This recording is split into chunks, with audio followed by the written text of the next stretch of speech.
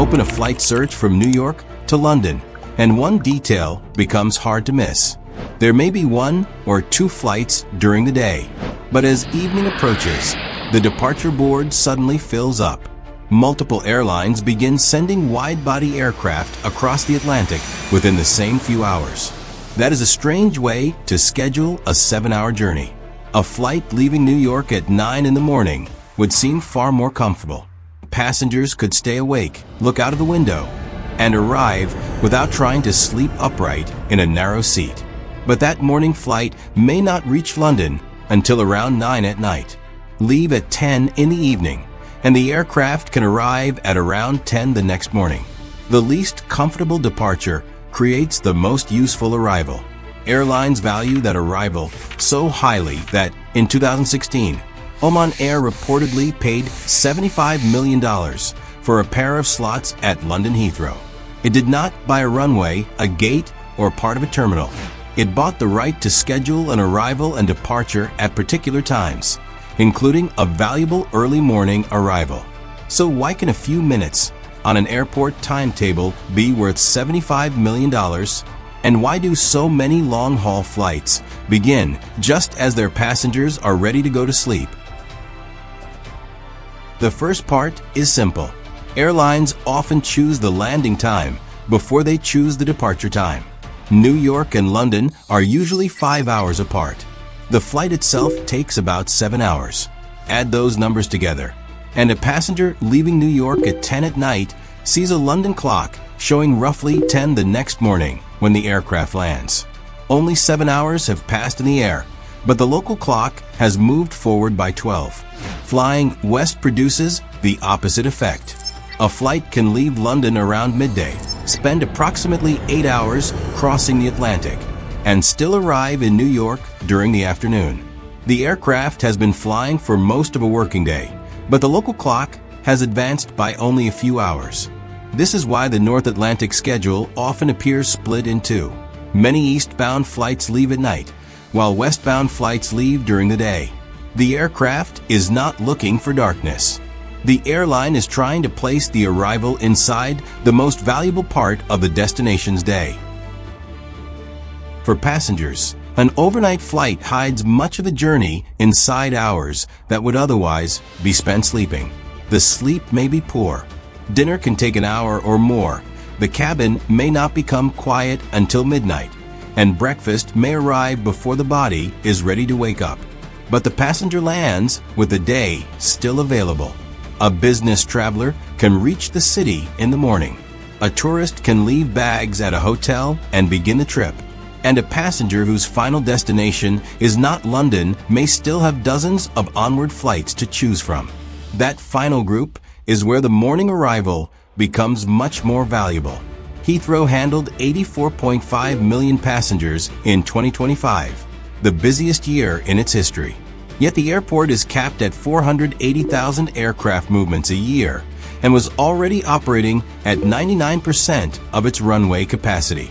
There's almost no empty space waiting for an airline that suddenly decides it wants to land at a better time. And the flights already using that space do not arrive evenly throughout the day. At a major hub, airlines group flights into waves. A large group of aircraft arrives within a relatively short period. Passengers and bags move through the terminal. Then another group of aircraft leaves for regional and international destinations. The industry often calls this a connection bank. Imagine several overnight flights arriving from New York, Boston, Washington, Toronto, and Chicago during the morning. Some passengers finish their journeys in London. Others continue to Manchester, Copenhagen, Rome, Vienna, or dozens of smaller cities. One transatlantic flight is therefore supporting far more than one route. A passenger flying nonstop only buys New York to London. A connecting passenger allows the airline to sell New York to Edinburgh, New York to Brussels, New York to Prague, and hundreds of other combinations using the same long-haul service. If the flight arrives in the morning, those connections are still available. If it arrives close to midnight, many of them have already left. The distance is the same. The aircraft is the same. The fuel bill may be similar, but the flight that lands at the wrong time can be much harder to fill profitably. Now the $75 million slot begins to make sense. At a crowded airport, a slot is essentially permission to use part of the airport's limited capacity at a specific time. And Heathrow is not unique. In 2026, 395 airports around the world required some level of schedule coordination.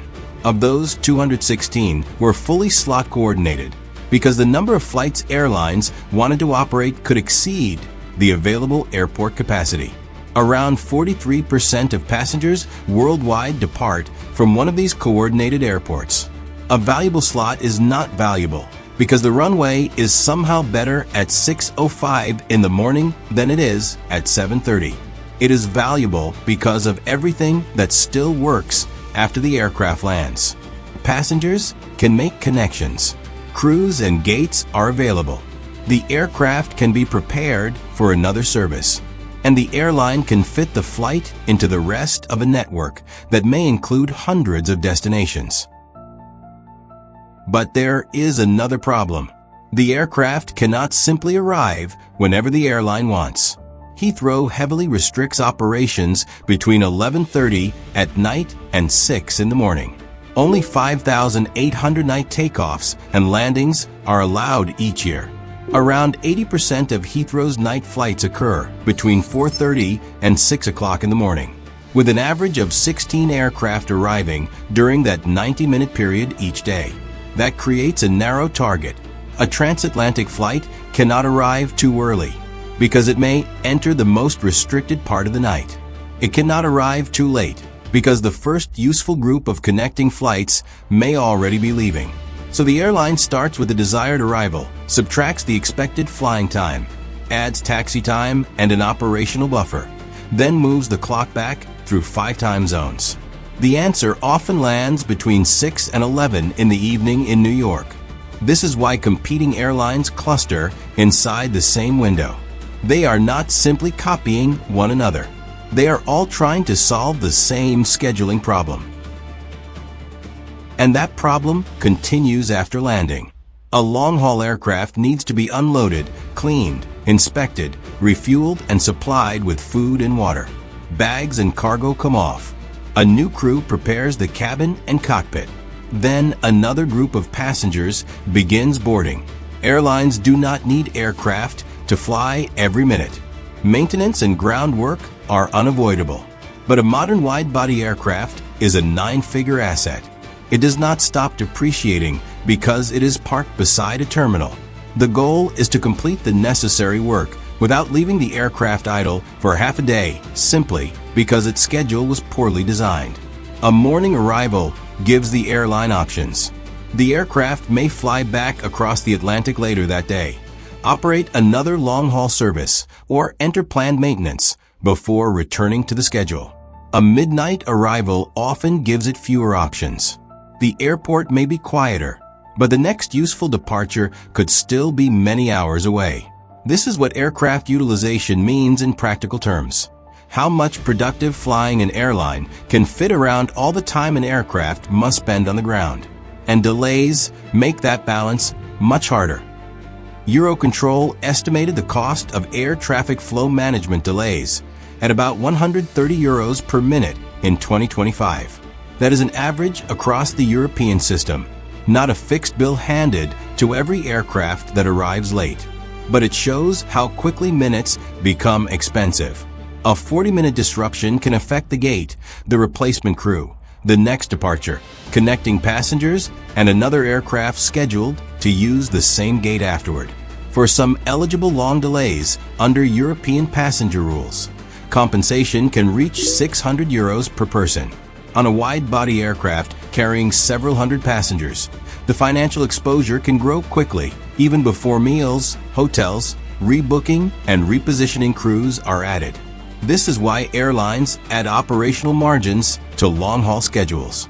The published time is not simply the distance divided by the aircraft's cruising speed. It also includes taxi time and enough margin for conditions that appear regularly along the route. one important variable sits several miles above the Atlantic. The jet stream is a narrow band of fast-moving air that generally flows from west to east. Its average speed is around 110 miles per hour, while winter speeds can reach 250 miles per hour or more. An eastbound aircraft can use that moving air as a tailwind. A westbound aircraft often has to push against it. That is one reason New York to London is commonly listed at about 7 hours, while London to New York is closer to 8. But the wind does not create the night schedule. The jet stream does not suddenly become useful when the cabin lights are turned off. It changes how long the airline expects the journey to take. The valuable morning arrival is what pushes the departure into the evening.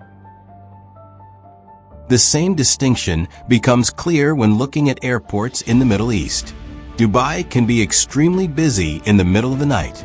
Emirates carried 55.6 million passengers on nearly 180,580 flights in 2025, connecting cities across Europe, Asia, Africa, Australia, and the Americas. For many passengers, Dubai is not the end of the journey. It is the point where one overnight flight meets another.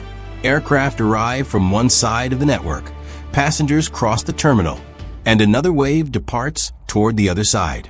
European airports may be sleeping, but Dubai is positioned between several regions whose clocks are all moving differently. The result is a hub that can feel busier at 2 in the morning than many airports do at noon. This also shows why not every long-haul flight follows the same pattern. A flight traveling mostly north or south may remain close to the same time zone. A route from Europe to Southern Africa does not compress the clock in the same way as New York to London. An ultra-long-haul flight lasting 17 or 18 hours will pass through both daylight and darkness regardless of when it leaves. And westbound routes often work perfectly well during the day because the local clock moves backward as the aircraft travels. So the real pattern is more specific than the title suggests. The strongest concentration of night departures appears on long eastbound journeys that cross several time zones and need to reach a busy destination in the morning. That is where all of the pressures meet. A 7-hour flight crosses a 5-hour time difference. The destination may already be operating close to its runway limit. The best arrival slot can be worth tens of millions of dollars. Night restrictions remove part of the timetable. Connecting flights occupy another part. Winds, crews, gates, aircraft rotations, and possible delays narrow what remains. By the time a passenger sees 10 p.m. printed on a ticket, that departure may have been determined by a connection leaving London 3 hours after landing, an airport restriction ending at 6 in the morning, and an aircraft that needs to fly again later that day. The flight is leaving New York at night, but it was really scheduled for the morning on the other side of the Atlantic. So the next time you are sitting at the gate, wondering why a 7-hour journey has to begin at the least comfortable time possible, look at the destination clock. That is the clock the airline was watching all along. Thanks for watching. If you enjoy videos like this, consider subscribing to the channel. And if this video helped you understand why so many long-haul flights leave at night, please give it a like. It helps more people discover the channel. You can also leave your thoughts in the comments. See you in the next video.